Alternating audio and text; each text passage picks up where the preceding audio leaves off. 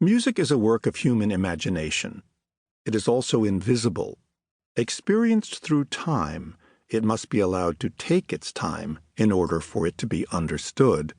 It is protean, since its outlines can be recognized and repeated, but it can never be exactly the same twice. That's because no two performances of the same piece of music, given the myriad choices made at every moment in performing it, can be exactly the same, and you, the listener, are never the same, even when you replay a favorite recording. You are in a different place, as the common phrase goes, and that place has to do with time and experience.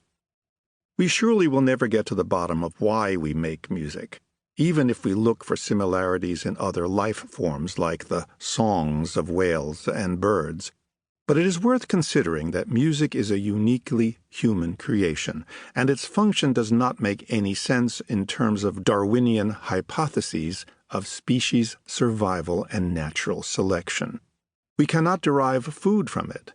We cannot protect our family with it. Perhaps its magnificence can be traced to its persistence in spite of its seemingly inexplicable uselessness. Since we are considering a certain kind of music, we should define our terms.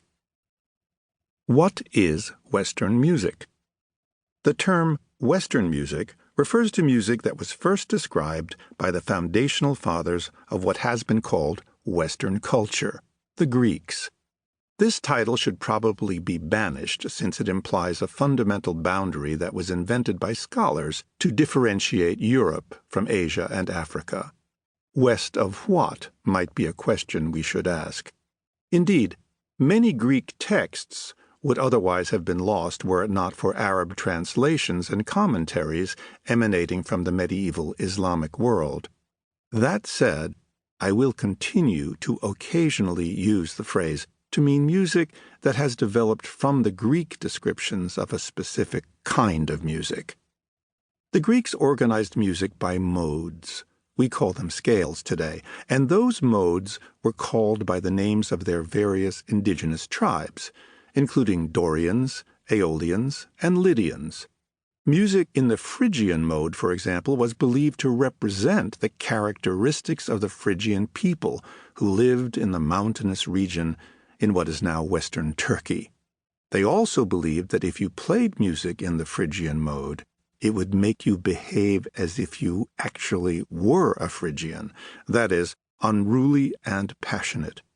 Music controlled behavior through description and by creating an environment that transcended and transformed the tangible world around us. For the Greeks, music also governed the functioning of the cosmos, the physics of what we saw and felt, translated into what we heard. Indeed, they believed there is an music we cannot perceive as humans, the exquisite cosmic music that Philo of Alexandria, 20 BC to 50 AD, said Moses heard when he received the tablets on Mount Sinai, and which St. Augustine believed was heard by us mortals only at the moment of our death.